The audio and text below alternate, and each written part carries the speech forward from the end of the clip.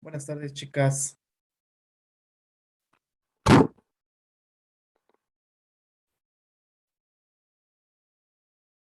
Disculpen la tardanza, es que estaba terminando de hacer un examen, oral a los niños de segundo semestre, que ustedes ya son adultos de enfermería. Entonces, los niños de segundo semestre estaban haciendo examen.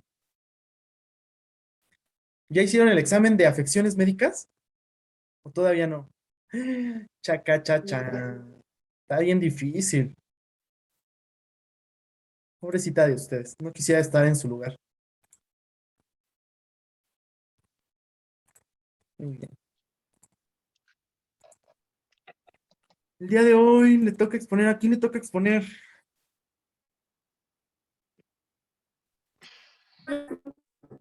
Ay, ¿quién me habló?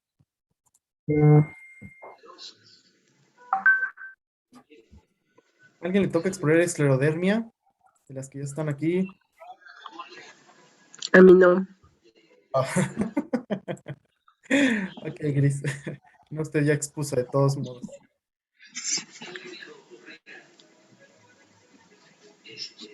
Muy bien. A nadie le toca exponer esclerodermia. No recuerdo a quién. Yo, Yasmín, Ah, ya. ¿En dónde me mandó su presentación? Acuérdeme. No la encuentro. por correo. Ah, entonces déjeme ver. Es que no la encuentro en mis cosas. No, déjeme ver su presentación. 23 de septiembre. Dudas, preguntas. Bueno, por lo menos en lo que busco la presentación de su compañera. Dudas, preguntas con las. Nos va a decir cuántas ¿Qué? nuestras participaciones. ¿Quieren saber? Qué bárbaras. Espérenme, espérenme. No, no quiero saber, la verdad. Yo sí quiero saber para ver si, Para ver si sí para no pasa. confiar, si, si no luego nos echan todo al mismo tiempo y Ah, ustedes no se preocupen por esas cosas. Tú sí has participado mucho, Amalia, De hecho, creo. Sí. Amalia, Estrella, bueno, de su grupo Amalia, Estrella, son las que han participado más. La que ha participado menos es Dani, la que más o menos Gris. Más o menos. De este grupo es ellos. De quinto semestre y sexto, pues la que más ha participado aquí es Yuri, Rebeca Alvarado, bueno, Pérez, que por cuestiones de salud a veces está y a veces no, pero aún así participa bien. Lupita también ha participado. Son las que tienen un poquito más de participaciones. Pero ustedes no se estresen por esas cosas, por esas pequeñeces. Estaba bien estresada, doctor. Y yo lo sé. Ustedes no se estresen. Muy bien, Estrella. Jazz, vamos a iniciar con su exposición. Comience, Jazz. Ángela. Bueno, buenas tardes. A mí me tocó exponer esclerodermia.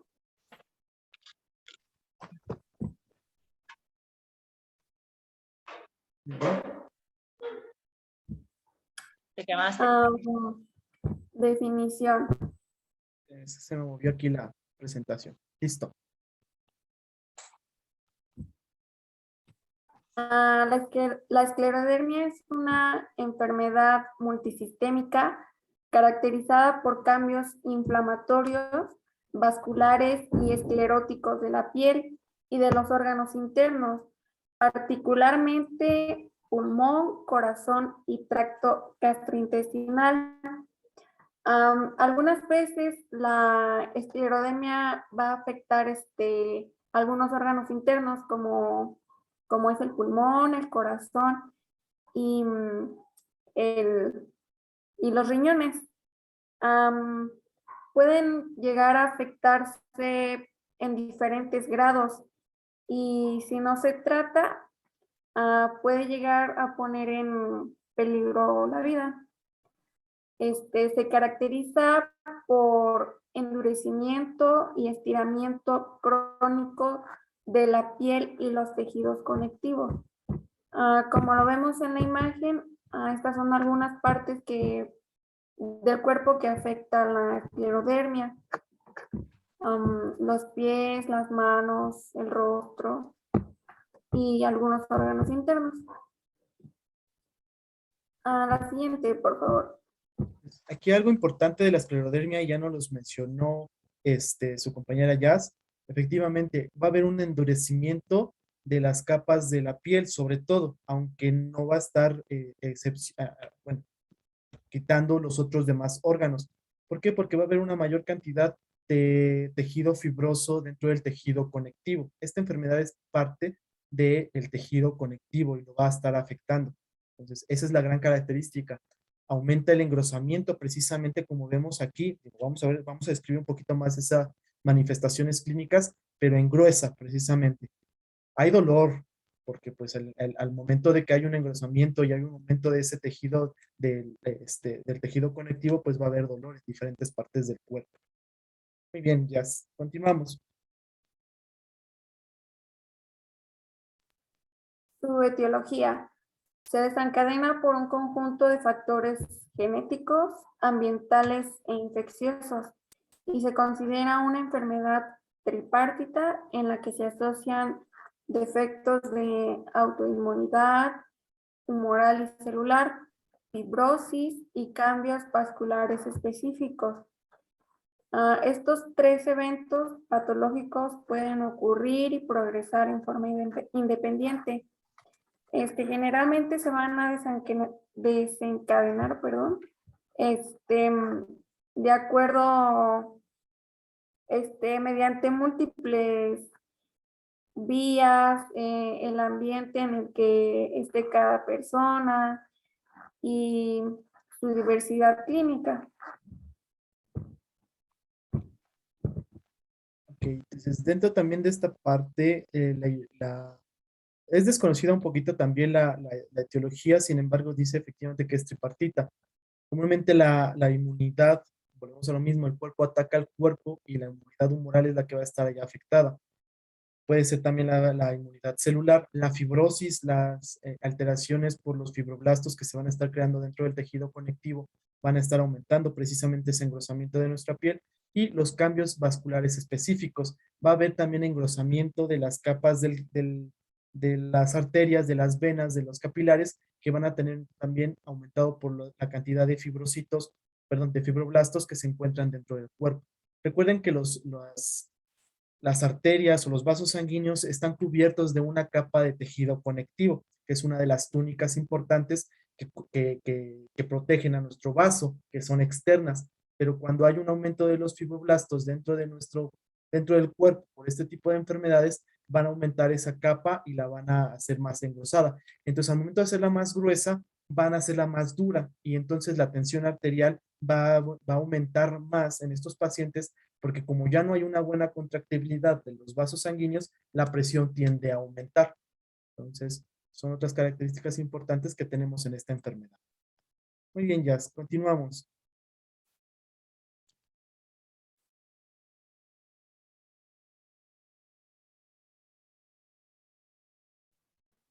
Los factores de riesgo. Uno de los factores de riesgo es la edad. Por lo general ataca a personas aproximadamente a los 20, de los 20 a los 40 años de edad.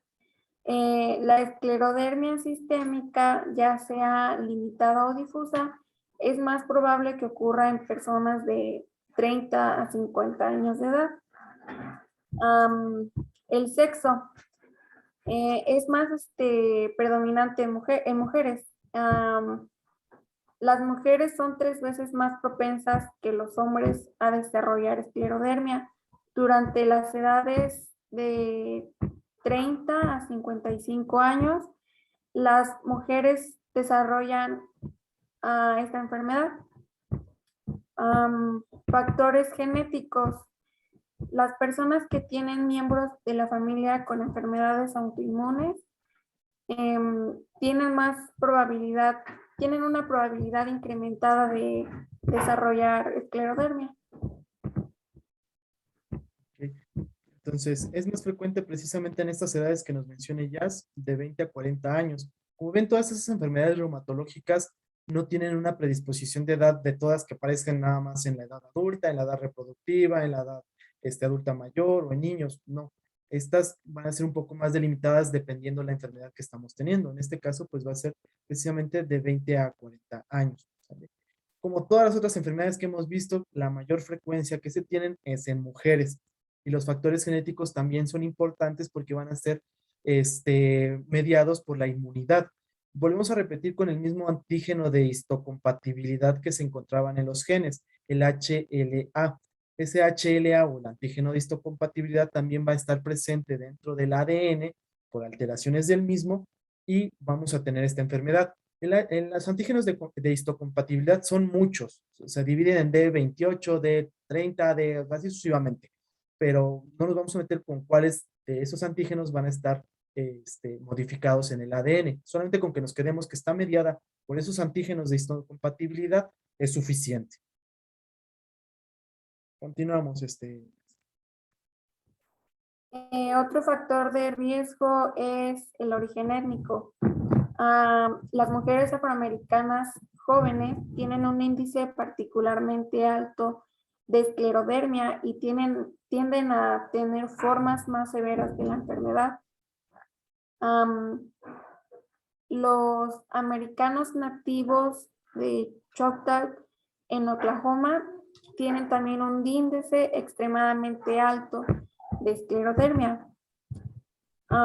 Intervienen aquí también lo que son los factores ambientales.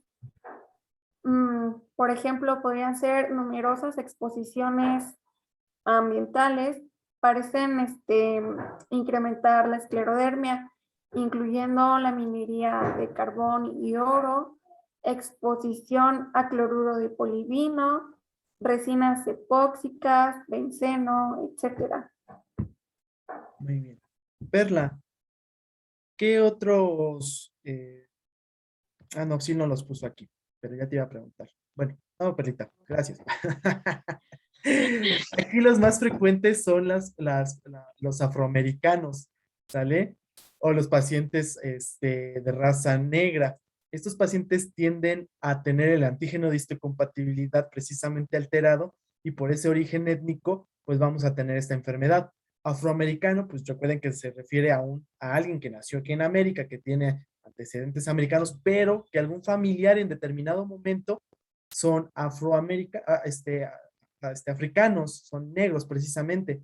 Entonces, ya recuerden que todas las combinaciones étnicas habidas y por haber aquí en México y Latinoamérica están así, son muchos. Entonces, los que tienen precisamente esos antecedentes de etnias negras, precisamente tienden a tener precisamente estas enfermedades. La raza negra tiene algunas ventajas, protege de algunas enfermedades, pero tiene otras desventajas que algunos de los genes son precisamente alterados, como de antígeno de histocompatibilidad, y podemos tener precisamente la esclerodermia. Y factores ambientales comúnmente, efectivamente, como nos dijo ahorita Jazz, es el trabajo, comúnmente con los bencenos o en las minas de carbón y oro. Por ejemplo, allá en Hidalgo hay minas tanto de carbón y oro, o hubo, o sigue habiendo. Entonces, estos pacientes que están precisamente con exposición y tras exposición, modifican los genes, como la radiación, los modifican en determinado momento y cuando pues, se llega a la reproducción entre un hombre y una mujer, que el hombre o la mujer estuvieron expuestos a este tipo de ambientes en la minería, pues vamos a tener como resultado en algún momento que alguno de sus hijos vayan a tener este tipo de enfermedad. Entonces, todo esto que nos está mencionando ya hay que preguntarlo en la historia clínica. Hay que ver en qué trabajó mamá y papá en determinado momento para saber qué factor de riesgo tiene ese paciente para padecer o por qué está padeciendo la esclerodermia. Muy bien, ya. Continuamos. Su clasificación. La esclerodermia es una enfermedad muy compleja. Como lo había mencionado antes, dependiendo cada persona a la que esté, ¿cómo se dice? Que intervienen en diferentes tipos celulares, a qué ambiente se expone y qué vías interaccionan. Entonces, se resume en que su clasificación es localizada y sistémica. La localizada, por lo general, es unilateral y en ella se encuentra involucrado un segmento de la piel.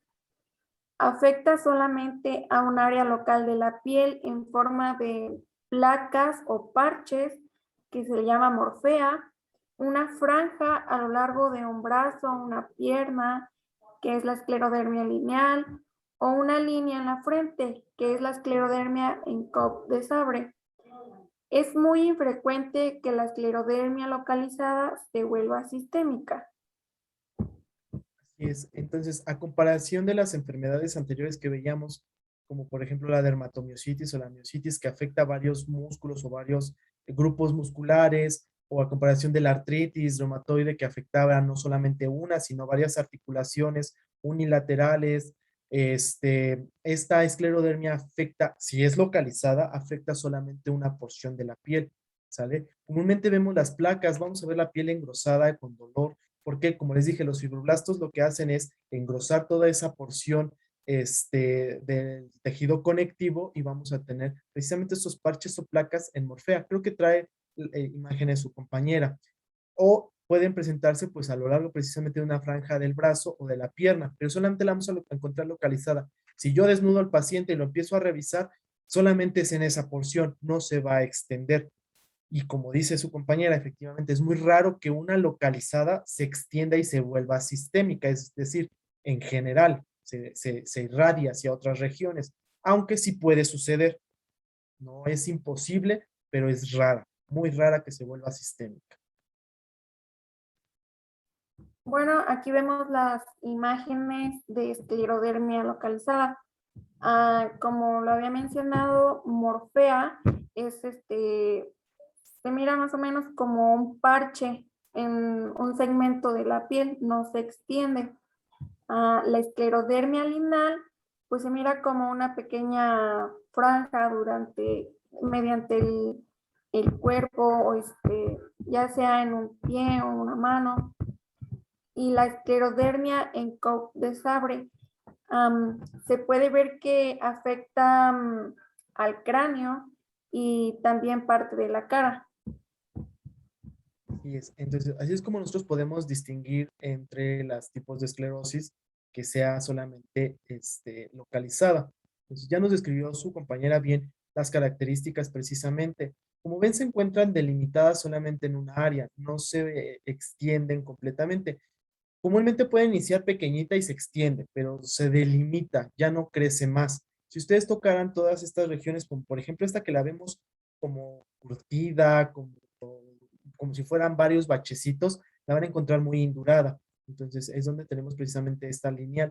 Y en la cara se ven como sobre. Más o menos parecería como la morfea, pero es como en tipo, digo, no se ve muy bien aquí, pero es como sobrecitos, digámoslo así.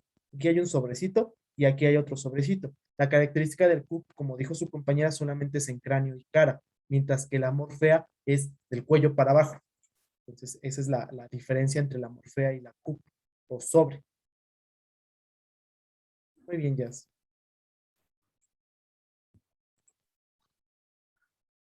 Continuamos. La siguiente clasificación es sistémica. Se divide en dos, que es limitada. Solo la piel distal de los codos y las rodillas se encuentra afectada. Está más frecuentemente de la afección cutánea, es lenta y casi imperceptible.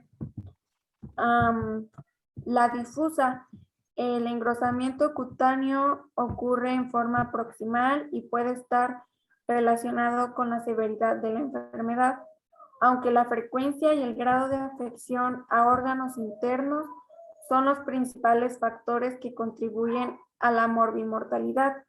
La afección cutánea evoluciona más rápida y notoriamente a los 3 años de iniciada la enfermedad. Pues como podemos ver, la difusa solamente va a ocurrir en forma proximal, en los dedos, y se mira como un poco hinchada y de diferente, toma un color rojizo. Muy bien. Proximal se refiere a que esté más cerca de la línea media. Entonces, en el caso de la proximal difusa es para, aquí nos mencionó precisamente en los órganos internos, porque están más relacionados con nuestra línea media.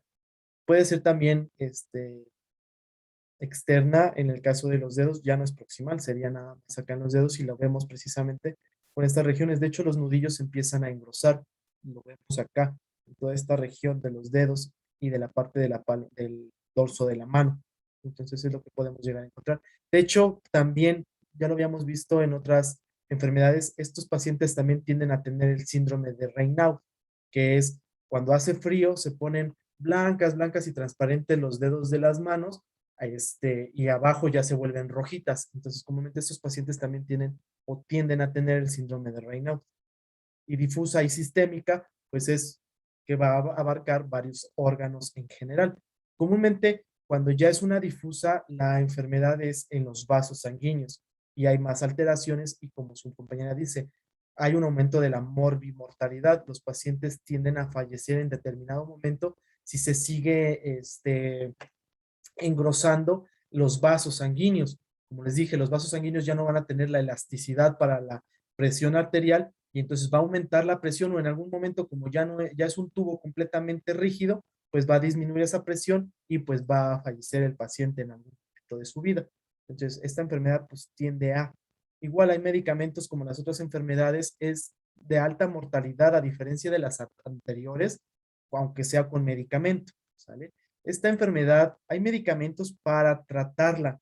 Sin embargo, la progresión es muy diferente en cada persona que tenga esclerodermia. Algunas pueden vivir por muchos años con esclerodermia y otras a los 3, 4 años fallecen por el mismo padecimiento. Entonces, esta comparación de las otras que dan el medicamento y detienen, progresa la enfermedad, pero tarda mucho en progresar. Con el medicamento esta no, esta dan el medicamento y algunas pueden detener y la progresión lenta, o aunque den el medicamento, la progresión va a seguir su historia natural de la enfermedad. Entonces va a depender del sistema inmunológico, qué tan avanzada está la enfermedad y qué tipo de enfermedad, o más bien qué clasificación tenga, si es localizada o si es sistémica. Los que mayor tienen la morbimortalidad son los pacientes que tienen en sistémica. Muy bien, Jazz, continuamos. Los signos y síntomas. Los síntomas limitados de esclerodermia se conocen como CREST por sus siglas en inglés. Calcinosis, depósitos de calcios en la piel. Otro síntoma es el fenómeno de Raynaud, espasmo vascular en respuesta al frío o al estrés, disfunción esofágica, reflujo de ácido y disminución en la motilidad del esófago, esclerodactilia, engrosamiento y tensionamiento de la piel en las manos y en los dedos de las manos. Telangiectasia, dilatación de capilares que causa marcas rojas en la superficie de la piel.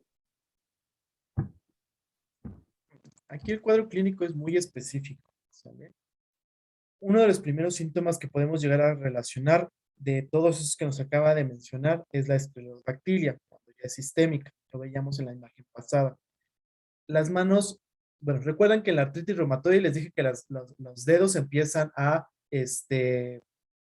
alterar y hay una alteración tanto en los espacios falángicos y entonces vamos a tener que los pacientes empiezan a tener estas alteraciones, se empiezan a poner chuecos, pero los pueden seguir moviendo, hay dolor al movimiento. En el caso de la esclerodactilia, no hay alteración como tal en el hueso se encuentra realmente bien, donde hay alteración prácticamente es en la piel, como la piel y los tegumentos que se encuentran debajo de esto se empiezan a endurecer, los pacientes tienden a endurecer las manos. No se enchuecan ni nada, lo único que hacen es precisamente como está en la imagen, es esta parte. Entonces los pacientes quedan rígidos prácticamente del cuerpo. Entonces imagínense si se encuentra rígida la piel, ¿cómo se encontrarán los pobres vasos?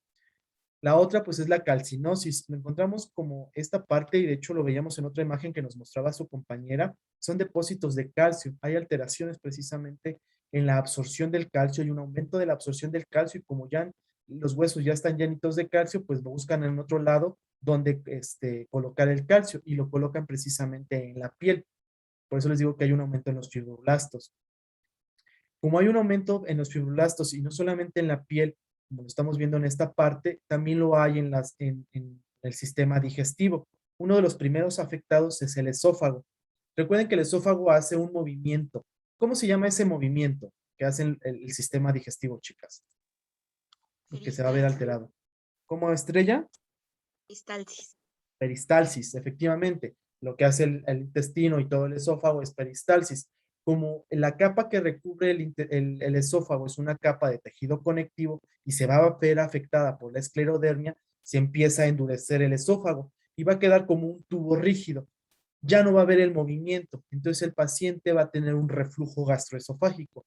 ¿Por qué? Porque hay una disfunción del esfínter que se encuentra aquí entre el esófago y el estómago, rígido completamente, y el alimento no se va a cerrar el esfínter y va a subir hacia lo que es la boca, y vamos a tener precisamente esa regurgitación o ese reflujo.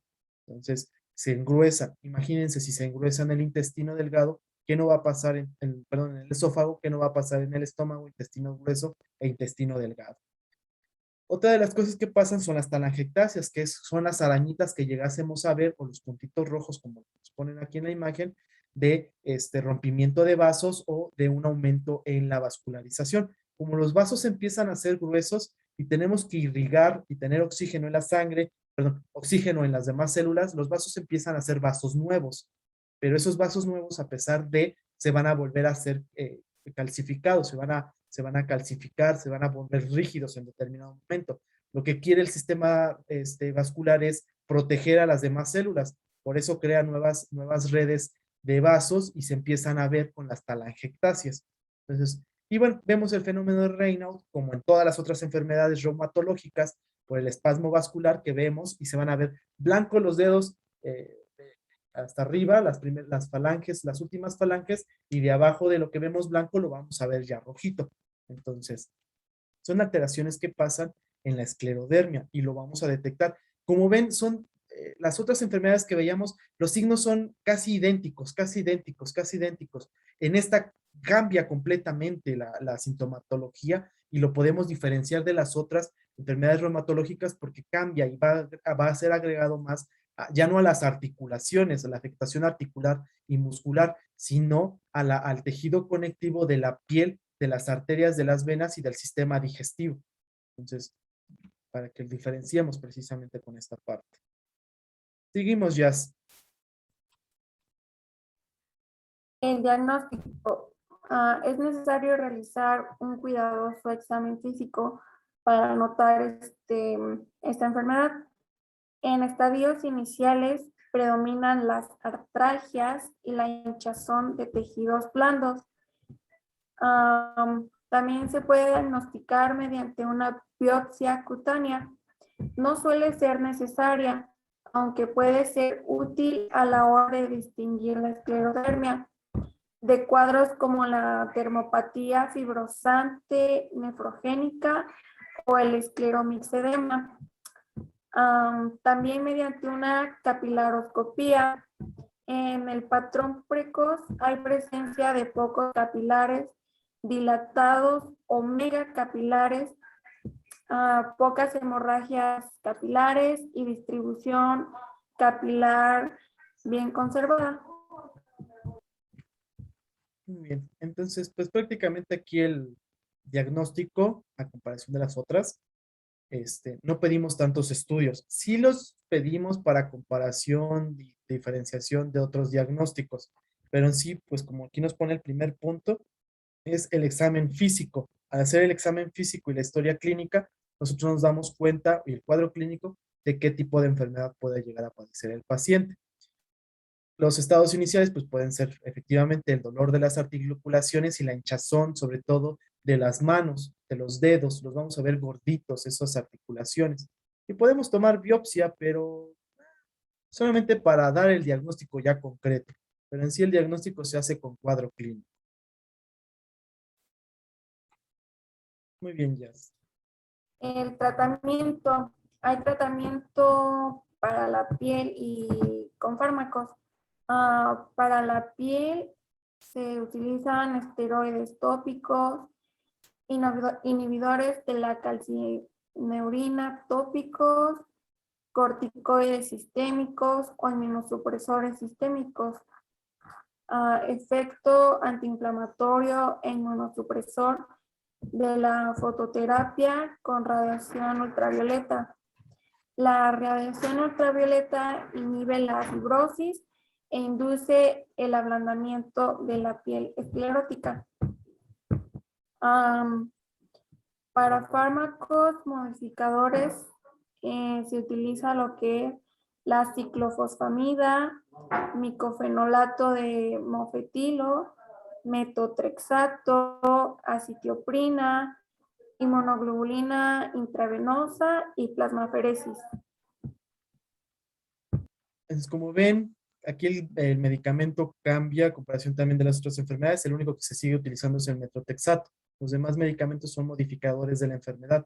Sin embargo, detiene la enfermedad, aunque sigue avanzando progresivamente y a veces un poco más rápido. Y bueno, el tratamiento de la piel pues va a ser prácticamente otra vez los esteroides, pero aquí, o los corticoesteroides, pero van a ser tópicos, como la beclometasona, que se aplica tópicamente en el paciente. Inhibidores precisamente de la síntesis del calcio, la calcinuria tópica, algunos otros corticosteroides sistémicos, como la dexametasona, la hidrocortisona, la betametasona, y bueno, algunos antiinflamatorios, porque bueno, hay dolor precisamente en las placas escleróticas que se llegan a tener en la piel. Vuelvo a repetir, a comparación de las otras enfermedades que les daba un punto de vista bueno de las detienen, si siguen tomando el medicamento, pueden vivir muchos años, si va a haber alteraciones y etc, etc. En esta no. En esta, dependiendo del tipo de esclerodermia, es la afectación y las afectaciones que se hallan en diferentes órganos que tengan tejido conectivo, pues va a ser el pronóstico del paciente. Muy bien. ¿Algún otro comentario que nos quiera hacer, Jazz? No, de mi parte sería todo. No sé si mis compañeras tengan alguna duda. ¿Alguna duda, chicas? ¿Pregunta?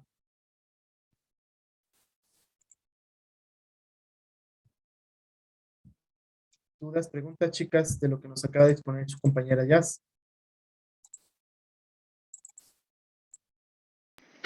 Creo que no. Nada más voy a completar un poquito lo que nos acaba de mencionar Jazz. Hay unas fases específicas de la esclerodermia, pero en las fases de la piel. Tenemos la fase edematosa, fase indicativa y la fase atrófica. De la fase edematosa tenemos una inflamación en los dedos y de hecho los llamamos como dedos gordos o dedos de salchicha, ¿sale? Y comúnmente va a pasar por las noches. Las manos se van a encontrar afectadas en manos, antebrazos, piernas y pies. Las lesiones que nos describía en imágenes precisamente su compañera puede suceder manos, antebrazos, piernas y pies. Y va a haber un edema indoloro, una hinchazón en las manos precisamente que vemos como dedos gordos o dedos de salchicha, pero no les va a doler. Al inicio todavía no se está creando el engrosamiento de la piel, solamente la edematización, la hinchazón y un poco de dolor en ocasiones. La fase indicativa, vamos ya a tener que el edema va a ser reemplazado por el engrosamiento cutáneo. Si bien les va a los pacientes de 15 a 20 años después del inicio del padecimiento, cuando el paciente nos llega a consulta y es que se me hinchan los dedos y las manos, no damos el inicio del diagnóstico de una esclerodermia. A veces nos saltamos por otras enfermedades, hasta que ya es una fase indicativa donde ya precisamente tenemos el engrosamiento de la piel, es donde nos vamos a dar cuenta de que tiene una esclerodermia. Y podemos darnos cuenta que antes tenía la hinchazón. Puede haber prurito intenso, comezón intensa. La piel se va a ver brillante, tensa, ¿sale? Y adherida a planos profundos. Un eritema o una hiperpigmentación, un aumento de la coloración de la piel o un enrojecimiento en donde se está afectando la esclerodermia. Veíamos las imágenes de Jazz, veíamos la placa que se encontraba en el abdomen, que se encontraba hiperpigmentada. va a haber un aumento del cambio de coloración entre la piel normal y la placa esclerodérmica. Las fases se van a ver inexpresivas. Como va a haber esclerodermia en la cara, que decíamos que era lo de las, si vemos aquí la esclerodermia, pues comúnmente cuando hagamos la frente, pues vamos a ver las arruguitas. En los pacientes con esclerodermia, a pesar de que lo traten de arrugar, se va a encontrar completamente lisa y no lo van a arrugar. Entonces la fase va a ser inexpresiva. Comúnmente también va a estar en los labios, entonces también les va a costar trabajo hablar y bueno, va a haber que tratar de sonreír les va a costar muchísimo trabajo. Y bueno, las telangiectasias que habíamos hablado en el cuadro clínico. Y una fase atrófica, aquí ya es una fase posterior y complicada, la piel se va a encontrar suave y delgada, por eso hay rompimiento también de vasos, piel de dedo, la piel de los dedos se va a poder ver normal a la palpación, se va a encontrar muy tensa y adherida a planos profundos, no va a haber esa movilidad que nosotros hacemos con la piel precisamente al extenderla, sino que va a costar mucho trabajo y no la vamos a poder extender y van a continuar las telangiectasias. Entonces, estas manifestaciones ya también nos las dijo. Otras manifestaciones clínicas, la clasificación, el diagnóstico también nos mencionó y el tratamiento que nos mencionó, que son la metilficonalato, la ciclosporina, el metotrexate, también se utiliza la rimapacina, la ciclosporina A, la inmunoglobulina intravenosa, que van a detener un poco la enfermedad. ¿Sale? No sé si tengan alguna duda. Nada más era para complementar, porque lo demás que tenía su compañera es lo mismo que tengo yo, completamente. Entonces, lo expuso, bueno, tenía bien su presentación. ¿Dudas, preguntas, chicas? No, ninguna. Perfectamente bien, entonces. Les muestro nada más para su tarea de la siguiente clase. Déjenme compartirles la presentación. La pantalla. Esta vez sí ya va a haber tarea.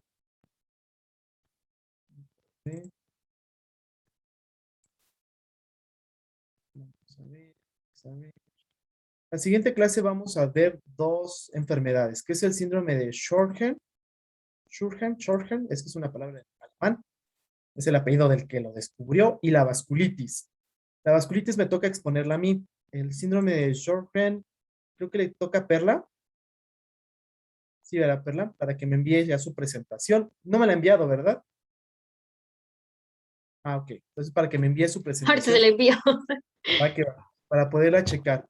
La misma tarea, ya saben de siempre, es un cuadro comparativo son dos cuadros, un cuadro del síndrome de Sjögren y otro cuadro clínico de la vasculitis. Recuerden que tiene que tener definición, factores de riesgo, etiología, clasificación, que son las más frecuentes, cuadro clínico, diagnóstico y tratamiento. Entonces, eso es lo que van a hacer de tarea para la siguiente clase y vamos a ver las dos Entonces enfermedades. vamos atrasadas, profe. Vamos un poquito atrasados. Entonces, de todos modos, voy a modificar las fechas, voy a volver a subir el temario para que vean más o menos cuándo tendrían que exponer aproximadamente. Se lo subo en la semana para que lo chequen, ¿sale? Pero aún así ya vayan haciendo sus exposiciones. Ya saben qué les toca, no esperen hasta el final para enviarlas, por favor. Sí, es lo que estoy viendo, porque todavía, bueno, es que ya también me tocaba de aquí 8 días, pero estoy viendo que todavía faltan 3, 4 compañeras. Así Y es, con ya las nos que vamos van un poquito más 6, rápido. 8, 7. Así es, vamos a irnos un poquito más rápido porque son muchas enfermedades. Entonces, por ejemplo, hoy nada más completé un poquito de la clase de su compañera, la clase pasada lo mismo pasó. Si ponen la mayor información y nos explican, pues sería un poquito más factible para ya nada más ir interrumpiendo sus clases. Muy bien, chicas. Si llegasen a tener algún problema con su examen de afecciones médicas, problemas en que no le entiendan a la pregunta, se encuentre un poco confusa, pueden mandarme mensaje en todo caso, al día que les toque y poder, disipar la duda. Es la duda, no es la respuesta de la pregunta, ¿sale? La respuesta de la pregunta ustedes la ponen. Yo nada más aclaro dudas si no se entiende la pregunta. Recuerden que son ABCD, selección de respuestas, relación de columnas, verdadero y falso y preguntas abiertas. Entonces, para que se pongan a estudiar bastante con las enfermedades que vimos. Bueno.